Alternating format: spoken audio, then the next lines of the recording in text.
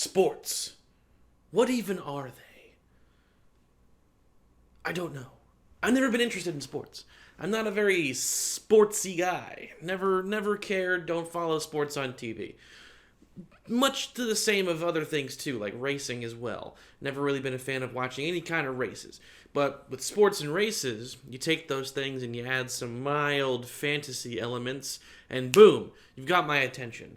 With sports, I've always been a big fan of the Mario sports games, especially the GameCube ones. Those are the ones that I mainly grew up playing. Mario Golf, Toadstool Tour, Mario Power Tennis, Mario Superstar Baseball. Oh, they were all so good. But there was one last one finale sports game that the GameCube went out with, and that was Super Mario Strikers. The first foray into the football, soccer, arena for the Mario gang that I became aware of. And now that the newest entry in that series is finally out, Mario Strikers Battle League, thought it was the perfect time to revisit the original and see how it holds up. 16 years later, gosh, I'm old. Yikes. But let's take a look at the original, which I managed to finally reacquire after trading it in like a fool when I was a kid, and at great cost, more than the cost of the new one that just came out a week ago. I've reacquired the original. Welcome back to the collection, Mario Strikers. I missed you. Maybe I did. We're gonna find out. What if it sucks? Who knows? We're gonna dive back into Super Mario Strikers today.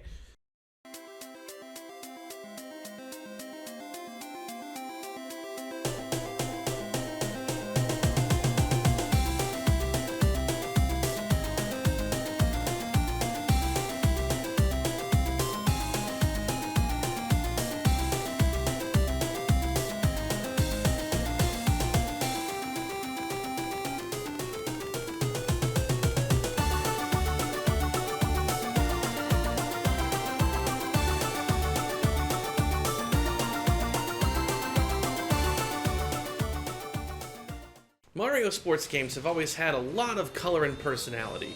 The earliest Mario sports games for the N64 started that, and they've always been so accessible and charming, and the later entries that continued followed that trend. They've always been so fun. These Mario characters are just timeless. You can put them into anything, and it just works. Like, look at the gang, you know, getting into their little silly fun with Mario Golf and how they're playing baseball together. It's adorable. So what's Strikers got in there? I can't wait to see the gang all together playing a lovely game of soccer. It's gonna be great. It's gonna be magical even.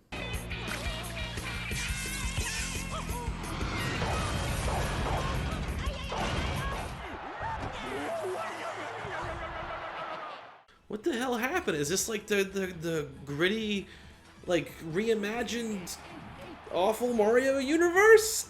What's going on?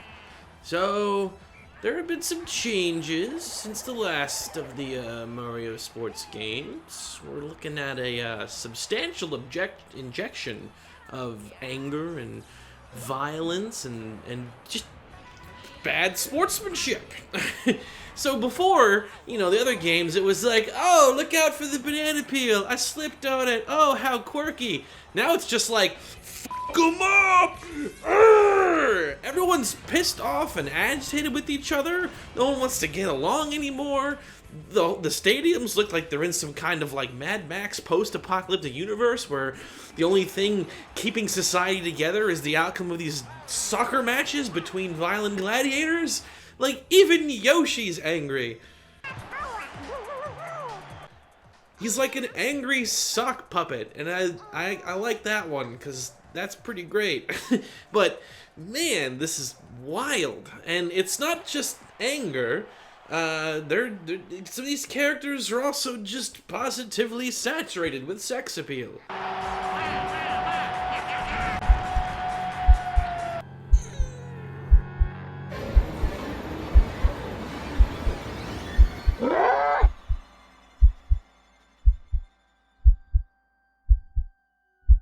Oh man, that's gonna haunt my dreams for a while.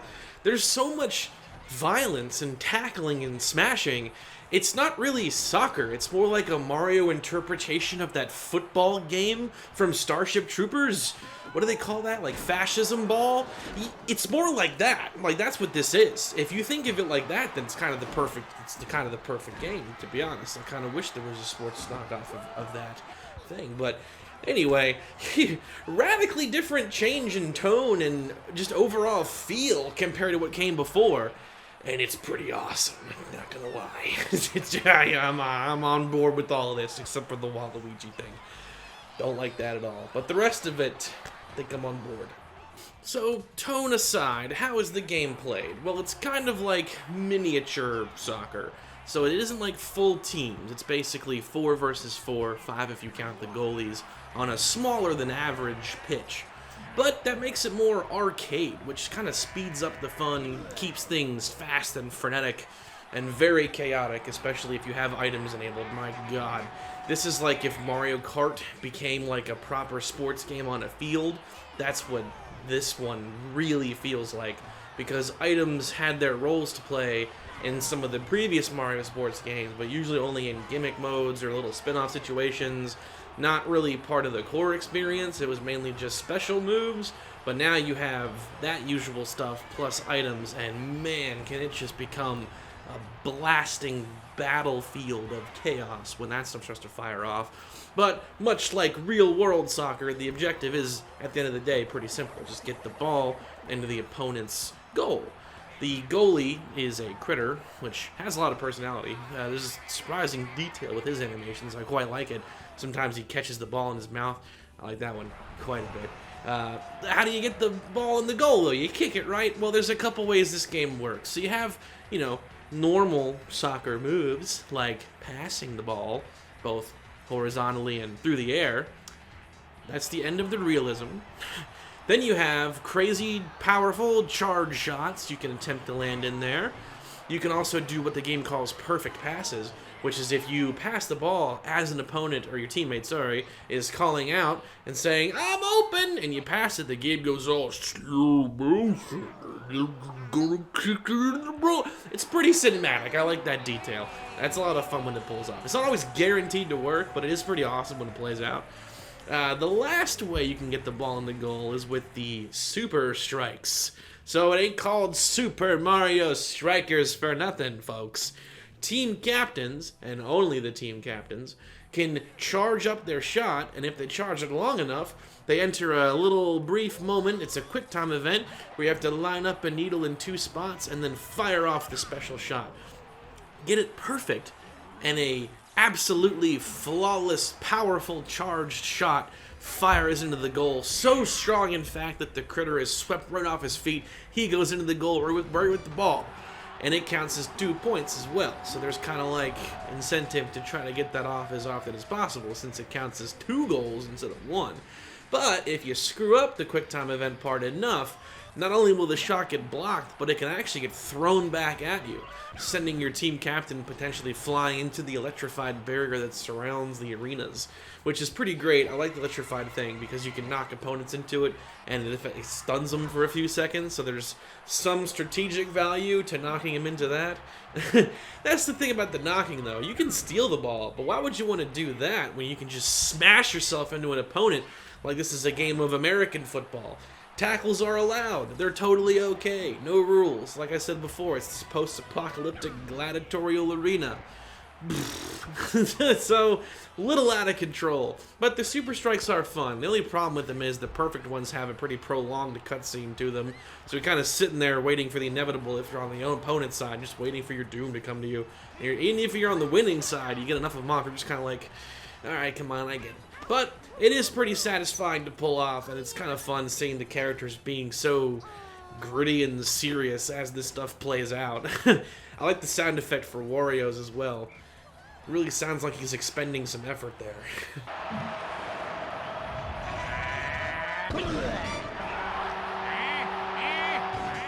But who is present to fire off these Super Strikes? Well, surprisingly, not a lot of people. So I mentioned before, critters are the goalies, right? Well, there isn't like other goalies, it's just critters, okay?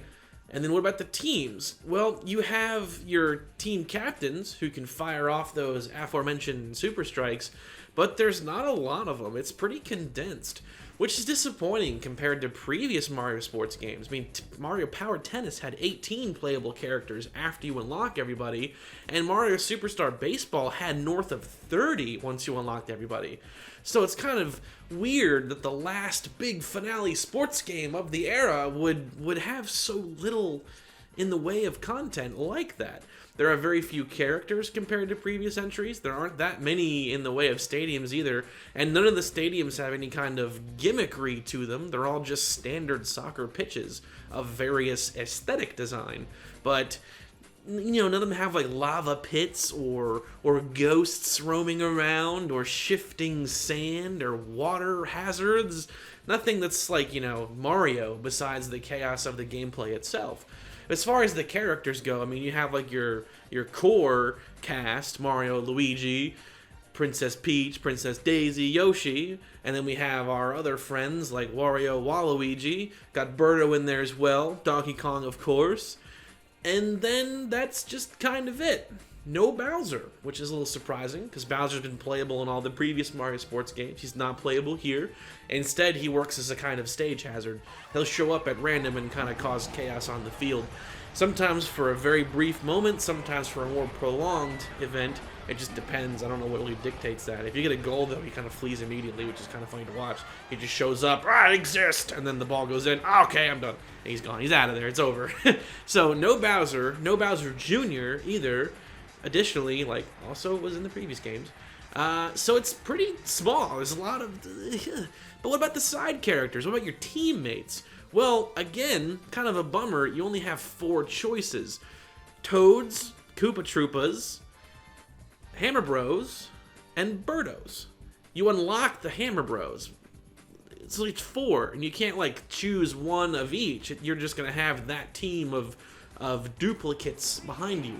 So that's kind of a bummer, and they pretty much fixed that with the sequel that came out for the Wii. It has a much larger base roster, plus the sidekicks, as they're labeled, can be individually chosen, and the selection out of the gate is much wider. So this was something that the series addressed in its immediate sequel, but in this one, it's kind of a bummer that you can't have more than one captain per team, and that the supporting cast is also so small compared to previous entries.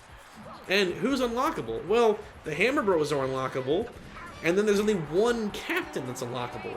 The Super Team. So this is like the Bowser Super Special Team. They're like super soccer playing robots that you go against. Unlocking them isn't very difficult. Once you have them, though, it essentially is what you were kind of wanting from the start, a team of multiple captains, because all the members are capable of firing off super strikes. The cost of all of them being able to fire it off, though, comes at a balancing issue where it's more difficult to nail their quick time event, but you still get 4 guys that can fire that off equally. Playing on harder difficulties, though, good luck with that. The AI gets very aggressive about letting you do that kind of stuff. But that's the whole idea, is that the super team can fire off super strikes super commonly, fastly, soccerly. They can all do it. But the other problem is, what about this is like Mario at all? Like, these things don't look like they're from a Mario game. They sound scary. Their introduction is like them doing this, like, summoning lightning from the heavens, and it's making me scared. What is the deal there? It's like they're from a different game, and they were just inserted here. They got the Omega symbol on them too, so I guess they're from Apocalypse, and that's what's going on. So it's pretty wacky.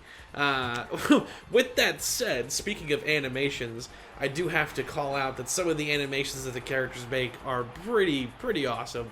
I like the super teams. They do, like, the robot was one of their winning victory poses.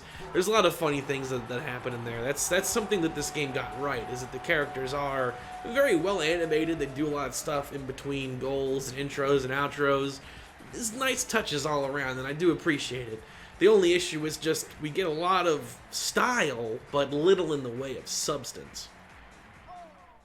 Now, what do I mean by no substance? Well, I mean, it's kind of a bummer from the get-go. I mean, look at the title screen. It's just like a picture, and that's kind of it. And even the menu is just kind of blah. Like, the whole thing's presentation is just so weak. Again, compared to what came before. I mean, look how alive and bouncy the Mario baseball menu is, and how everything has like a theme, and it's ding ding ding ding, everything's making noise. It's really cool and inviting and fun, whereas the Strikers presentation is just kind of and the content of the game kind of follows suit. I mean, all you really have are single player matches, couch co-op matches where you can go against a friend locally, and then like the Mushroom Cup stuff, the tournaments, and that's it. And the tournaments themselves, it's just successive matches, and in between it's just text with the scores changing. It's all just so bland and lifeless. I mean, look at Mario Superstar Baseball again, the sports game that preceded this one. The versus giant tournament mode had like this whole kind of mini story. You have like an overworld map you're navigating that has mini games, sub-objectives, challenges within each of the main matches to recruit new members. All this stuff, none of which Strikers has. It's just go into a tournament, do the matches, done. And you don't even have to complete all of them to unlock all of the characters. The first major circuit's end unlocks the super team. It's not even hard. You can do it on easy mode if you wanted to. And then that's kind of it. There's no further incentive to go further unless you want to unlock cheats. Which, like, okay? Cheats should be codes, not unlockables. Come on. It's all just kind of... ugh. You play the game for all of 2 to 3 hours and you've experienced all it has to offer. I mean, at minimum, you'd think they would have put in some mini-games or something. Again, all the previous ones have mini-games or offshoot modes of the core experience, which Strikers doesn't have. And that's kind of a bummer. So where does all this leave Super Mario Strikers? Well, on paper, it's got so much less going for it than its predecessor sports games on the GameCube had. Less content, less characters, weaker overall presentation, but despite all that, it's still really good. The core soccer experience this game has to offer is a lot of fun, with or without items and so on and so forth. Even without items, playing it as like the most normal soccer game you can make it, which again is still excessively violent compared to the real thing, is still a lot of fun. It's fun to bounce the ball around, have the game go into slow motion, nail those perfect shots, even just the fun little opportunity shots that come your way, and you're like, how did that go in there? It's a lot of fun. And then if you turn the dial up to 10 and go nuts on items, throwing bombs everywhere, chain chomps are flying around, what have you, it's also a lot of just chaotic fun. The game is fun, to use that word for the 17th time. It's just a shame it didn't have more to offer, more characters, more side characters for the teams to fill out with, more stages, a variety of stages, gimmick stages, normal stages, mini games, some kind of like pseudo story mode component where, you know, there's like more going on than just successive matches. I think for that reason, Mario Superstar Baseball might be the most high quality of the Mario sports games of the GameCube era, but Mario Strikers might just be the most replayable. It's so easy just to turn this game on, do a match, have fun for 10 minutes, put it away, come back a week from then, do the same thing. It's kind of like, it's like Animal Crossing or Nintendogs, like one of those games you could just play bites at a time but get a lot of joy out of over a long period. That's kind of how this was for me now, and when I had it originally as a kid, as evidenced by my save files. Like my save file, my most recent save was like 9 months after getting the game for the first time. I got it as a Christmas present in 2005, but my last updated save was like July. So obviously I was touching and going with it over a giant span of time, much like I have been since I reacquired it finally. I played it on and off a ton. It's a lot of fun. So that's Super Mario Strikers. A good game, although lightly packed, it is of high fun value. It's 8 out of 10 soccers. It's a good time. I really can't say it's worth the price I paid for it now, Lord, but I am glad to have it in my collection once again. What about the new one? Super Mario Strikers Battle League. What's gonna happen there? Well, I do have it, and I'll be playing it soon with a friend on Retro Boost Arcade. So make sure you're subscribed to receive notifications of new content. Check out that one next if you want to see us go head-to-head playing that one, the newest one in the series. How's it going to compare to the original? Well, we're going to find out, aren't we? But until then, have a good rest of your day, and thanks for watching.